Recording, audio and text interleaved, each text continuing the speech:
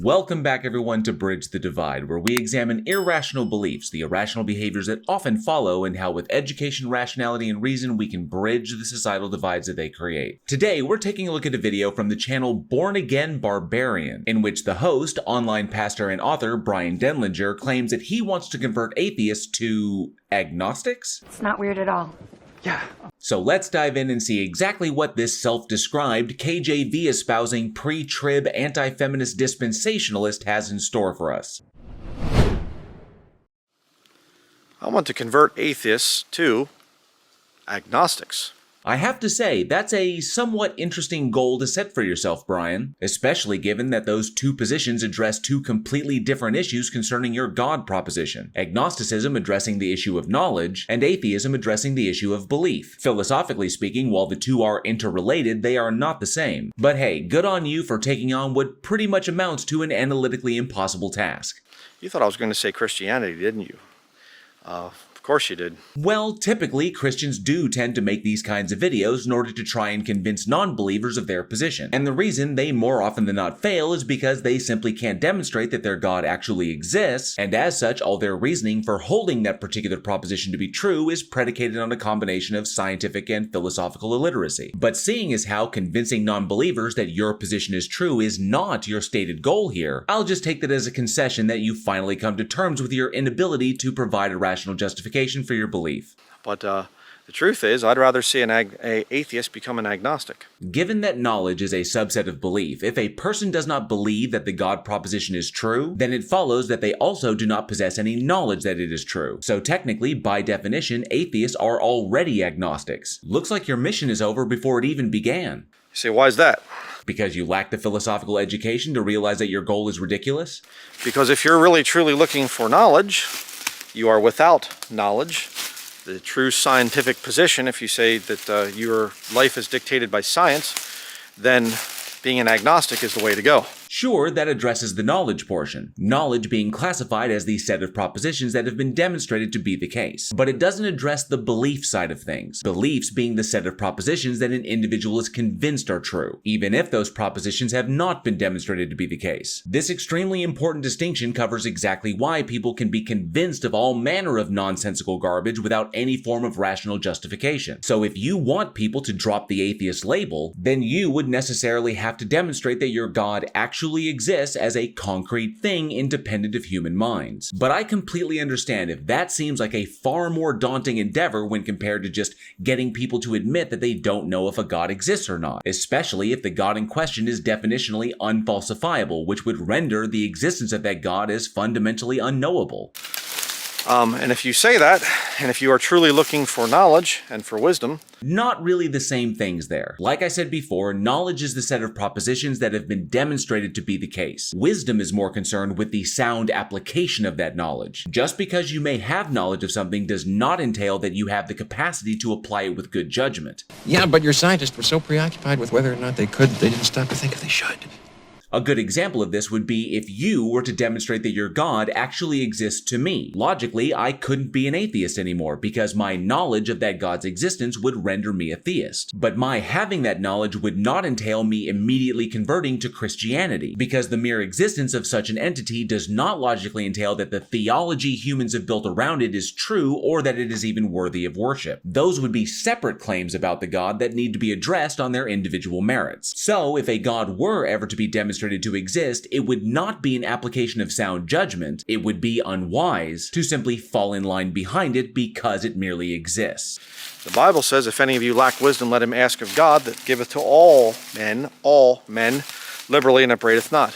So there's your first big mistake. You immediately citing the Bible as being the source of truth for the God proposition demonstrates your own lack of wisdom, which of course contradicts your previous statement in which you lauded the importance of wisdom. And the contradiction here results from you begging the question of the existence of your God in order to try and justify your claim that what the Bible claims about your God is true. This is one of those moments where you ought to practice what you preach. Unless, of course, your actual goal here was to come off like a total hypocrite.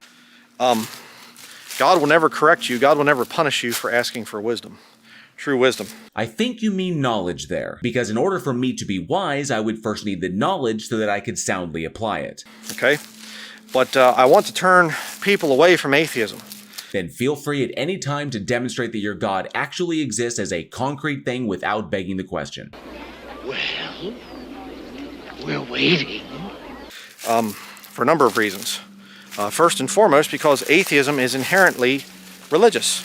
So that's just wrong for a number of reasons. From an etymological standpoint, the term religion, which was adapted from the Latin term religio, was roughly equivalent to the concept of scrupulousness, while approximating the concept of devotedness or the feeling of obligation. But as terms themselves are context dependent, and this isn't ancient Rome, the term religion today implies something far different than it used to, which would make this an etymological fallacy, which is what happens when you assume that a term's historical meaning is its only true meaning. Also, in the contemporary sense, there exist a number of features that are possessed by religions that don't necessarily exist for non-believers. These features including a central focus of worship, a set of accepted ritualistic practices, a spiritual hierarchy, and a dogmatic adherence to certain propositions. And while I won't speak for every single non-believer in the world, I myself do not possess any focus of worship in my worldview. I personally hold nothing to be worthy of what one would call reverence. I'm in no way superstitious, so I don't engage in any ritualistic practices. I do not label myself as being spiritual, and that's because I hold that term to be something that is applied to profound emotional experiences in order to convey to others just how profound that experience was to the individual. And I hold zero positions dogmatically, meaning that I am entirely open to changing my position should evidence be presented that would rationally warrant changing it. So Brian, for at least one atheist, I've demonstrated to you that the two concepts are not equivalent. You say, huh? What? No, it's the absence of religion. Oh, no, it's not actually, because I've dealt with atheists over the years, and they are some of the most fanatical, righteous, self-righteous people I've ever met.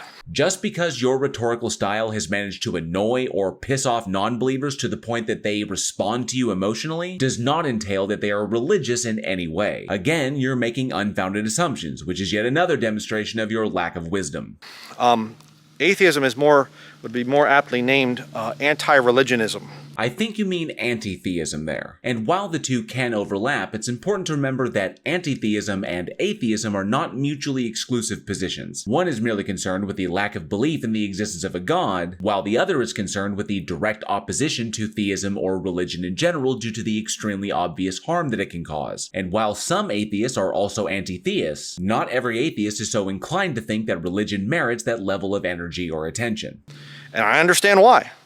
Again, I'll get into that, where I don't agree with atheists in a lot of the areas, the stands that they take, as a Bible-believing Christian preacher. It's good that you can admit to your inherent biases right out of the gate there, because it's going to make this so much easier to dismantle. But the whole thing is, if you say you're an atheist, which I do, because I am. Okay, then I would say simply, okay, you're an atheist. What does that mean? I know I answered it previously, but in case you need a refresher, I am an atheist because I am not convinced of the God proposition. Thus, I lack the belief that that proposition is true. Now, we could technically go further into whether or not my atheist position is Gnostic or agnostic, but that would depend entirely on what specific version of a God that you are arguing for. What means I don't believe in God, in the existence of God? Close enough for government work. Oh, what's God?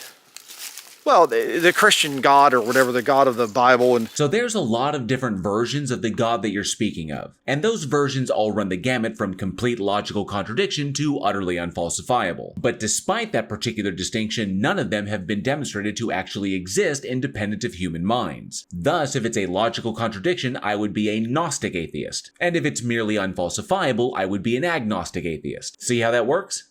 And thinks, oh, what about the God of the Bible?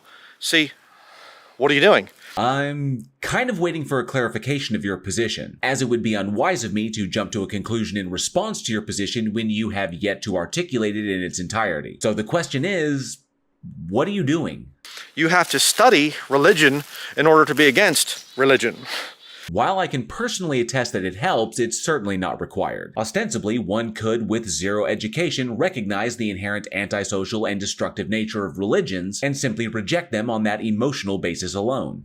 You need to know your subject. You need to argue with Christians and get into debates with Christians and all this other stuff. And you need to understand the stands that they take. So therefore, you become someone who has to study religion and debate religion.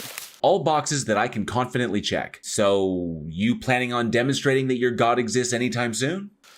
Whereas if you say I am an agnostic, I am lacking wisdom I don't understand. No, agnosticism is not a lack of understanding, it's a lack of knowledge, meaning that the person does not know if the proposition is true or false. Many theists in the world hold the position that despite knowing that their God exists, they fundamentally lack the capacity to understand how or why it does anything at all. And that's where the appeal to magic and mystery fallacy so often comes into play. I gotta be honest with you, Brian, it's starting to seem like a lot of the problems that you're having here are resulting from your fundamental misunderstanding of particular terminology. Word to the wise. If you're going to engage in the discourse, it's generally best practice to possess a modicum of comprehension of the relevant lexicon. That's a much more scientific stand to take. Any branch of science, found this balloon here if you didn't see the last video, back here on my property, but any branch of science, they start out with that very thing. All science starts out with an agnostic situation. It has to, if it's real science. While not articulated in the best way possible, I think I'm gathering what you're throwing down. Scientific endeavor does start with making an observation and then asking a question based upon what is observed. The strict methodology we've developed over the past 30,000 years is then employed in order to derive what is most probabilistically the answer to that question. Yes, science! If you have a religious type of a conviction, that can taint your scientific results. And I will say that as a Bible-believing Christian. Like, say, the dogmatic ones that you possess as a result of being a Bible-believing Christian? I take it you haven't examined the breaks in your epistemology when it comes to your faith positions, have you? You need to say, okay, let me say it this way. This balloon here, obviously this is not natural.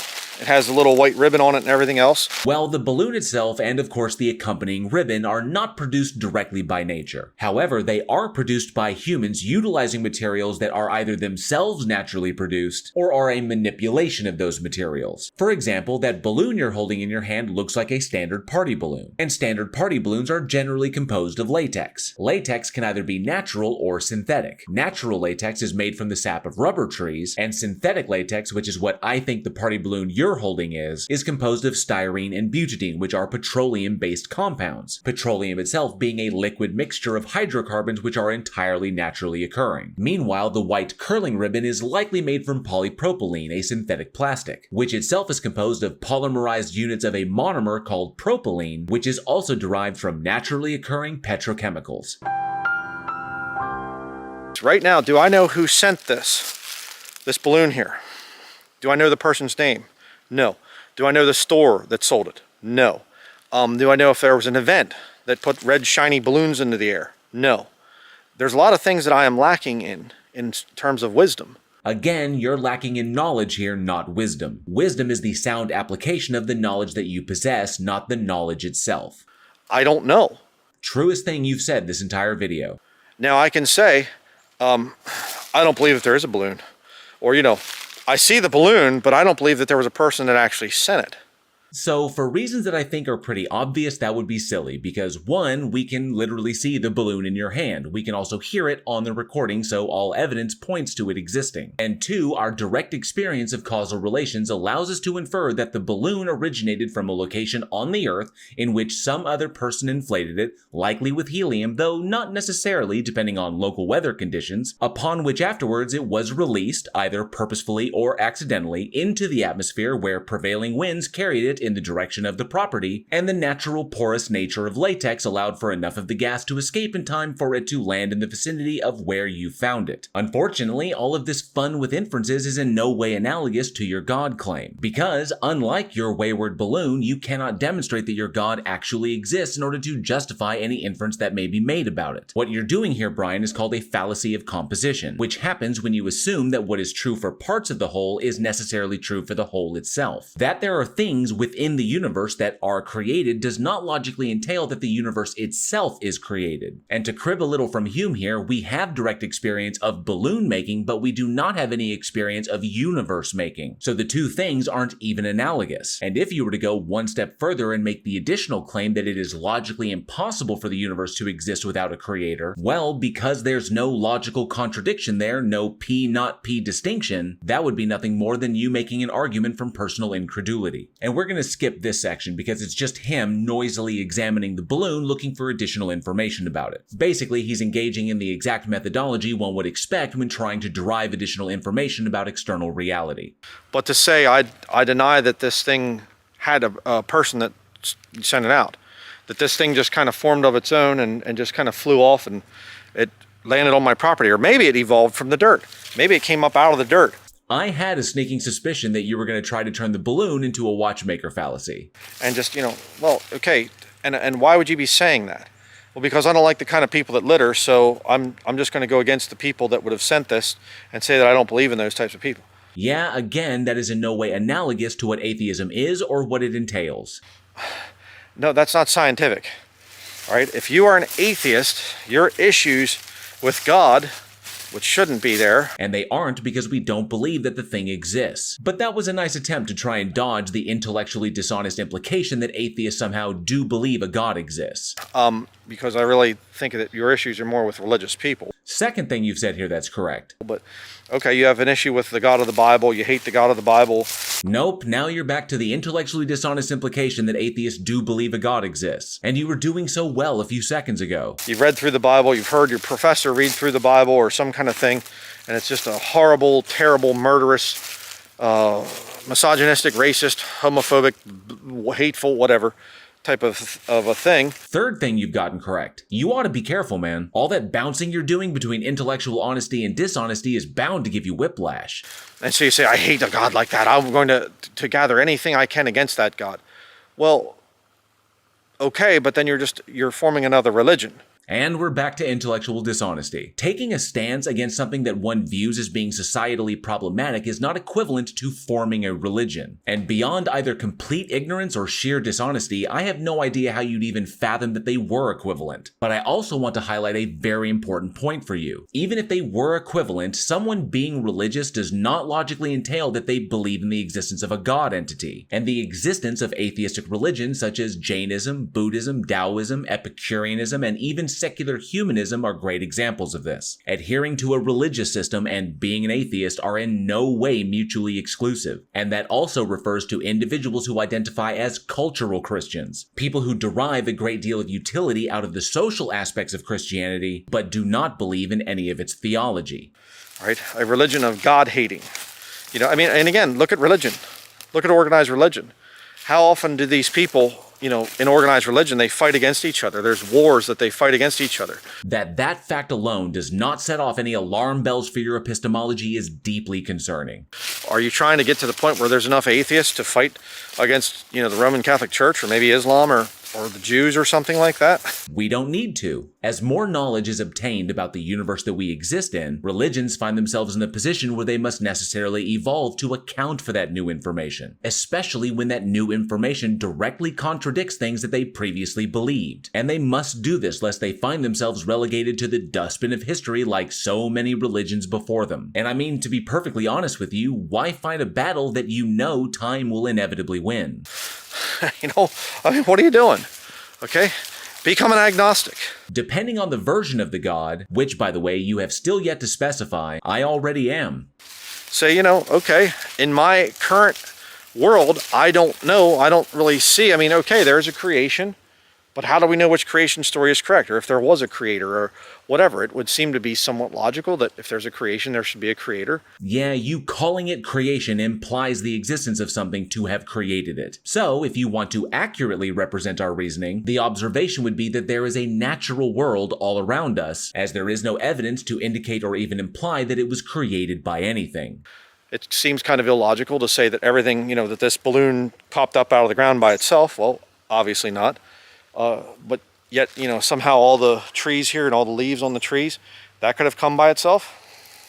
Of course not. Which we don't claim and is not entailed by the position of atheism. So instead of smugly sitting on that ignorant false dichotomy, why don't you just ask atheists what their position is? What a great concept. Because I guarantee you that while the answers you get may vary, none of them will assert that something came from nothing. Primarily because that's a theistic claim, that your God literally created everything that is not itself out of the philosophical void. Not very logical. So you say, yeah, but look at religion. Okay, but what you have to realize is, and when you if you are agnostic and you're truly looking to know what's going on, you want, gnosis, you want knowledge, you say, you know what, I wonder why there's so much division in this Christianity stuff. That answer is easy, because none of you have any mechanism by which you could justify the claim that any one of your varying faith positions is the correct one. Thus, you believers constantly find yourselves complaining and bickering and sometimes engaging in the wholesale slaughter of one another over who is most accurate. And I think it goes without saying that we can infer from that very fact that there is something very, very wrong with the epistemology that's being employed in that worldview. Knowing that, Brian, the question now is, are you intellectually honest enough? Are you wise enough to acknowledge that you don't actually know if your specific interpretation is the correct one? I wonder why there's so much fighting within religion. See, if it was just some kind of a mind control cult, wouldn't they all believe the same way? Nope, that's not at all what we would expect to see if the position was itself actually knowledge-based. But it is exactly what we would expect to see if the position is entirely emotions-based, as faith positions are. So yes, the sheer lack of internal cohesion within your religion is evidence against it being true. Maybe there's something to this. Maybe I wonder if there's such a thing as a real group of Christians. That's something you need to take up with your fellow Christians. I'm only concerned with your claim that a God exists and whether or not you can back that claim up. And as far as what you've presented here in this video, that is still something you have yet to do. And we're going to skip this section because it has, well, nothing to do with the topic at hand. He just invokes the no true Scotsman fallacy when it comes to his fellow believers, and then he tries to argue for the truth of Christianity by pointing out how non-believers can agree with some of its societal standards. He then goes on to attack the notion of churches and a Christian nation existing, as he personally views them as being corrupt and unbiblical. He then goes on to assert that he himself is a true Christian and implies that he has solved the hermeneutical problem, though he never actually explains exactly how he did that. Then he proceeds to go on an amazing bitch fest about just how much he's persecuted by fellow Christians for his various heretical positions. Basically, this entire section is just a woe is me, I'm so persecuted because I'm so fucking smart pity party. But then he caps the whole thing off with the assertion that if you truly want all the correct answers like he has, all you have to do is just ask his God and it'll just reveal it all to you. That's easy! Which of course means that he still has no mechanism by which he's eliminating his potential confirmation bias, and he's still begging the question of the existence of his God to do all of the revealing that he think it do. If you can leave your atheistic religion and say, you know what, I am going to become an agnostic. Well, as I said before, if your God concept is definitionally unfalsifiable, I'm already there. But given that you keep pressing that your God is the God of the Bible, then I'm safe in holding to the conclusion that your God is definitionally a logical contradiction. Which means I know it doesn't exist because logical contradictions cannot exist. And from here, we're going to go ahead and skip the remainder of the video, because the next 8 excruciating minutes is just a rambling mess of the same logical fallacies, philosophical bankruptcy, intellectual dishonesty, and ultimately irrelevant anecdotes, and with a sprinkle of scientific illiteracy thrown in for good measure. At no point does Brian ever demonstrate that a God actually exists, which would be kind of necessary for converting someone away from the atheist position, and he never actually specifies exactly which version of the Christian God that he believes in, which of course leaves the question of whether or not a person would be Gnostic or agnostic to that particular God claim unanswered. In the end, Brian's entire endeavor here turned out to be exactly what it looked like on screen, which is to say it is a video of a guy who is fundamentally incapable of admitting that he is just wandering around lost in the fucking woods. Now, bridging the divide here is actually quite simple. Most of the problems with this kind of presentation result from the theists' lack of understanding of basic terminology. And while it can certainly be argued that their lack of education on the topic is their responsibility, we do have to remember that such individuals have been so thoroughly indoctrinated by external sources that they may not even know that the correct information is out there and available to them. So the best course of action is to mutually establish what specific terms mean from the beginning. That way, we'll will be better able to ensure the possibility of an amicable resolution because we won't just be talking past one another. And yes, this would also require the theist in question to be open to accepting information that could fundamentally alter their position, the ability to do so being a hallmark of what one would call wisdom, soundly making the judgment that you should be open to new information and evidence because you know that you don't know everything. And if such a thing is actually as important to them as Brian here claimed that it was for him, then I think finding that common ground necessary for our mutual progress will be far easier than we may initially think. Thank you all for watching. I hope you enjoyed the video, and if you did, please like, share, and subscribe, and hit that bell for notifications. And be sure to leave a comment below. I love reading your responses, and those interactions help with the dreaded algorithm. Don't forget, November is National Alzheimer's Awareness Month. A link to where you can support these important efforts is down in the description. And if you like what you saw here and would like to support this channel further, links to channel membership and to get yourself some official Bridge the Divide gear are also in the description. Once again, a massive thank you to each and every one of you for supporting this channel. I hope you had an amazing holiday, and as always, be safe, be excellent to each other, and together we can bridge the divide.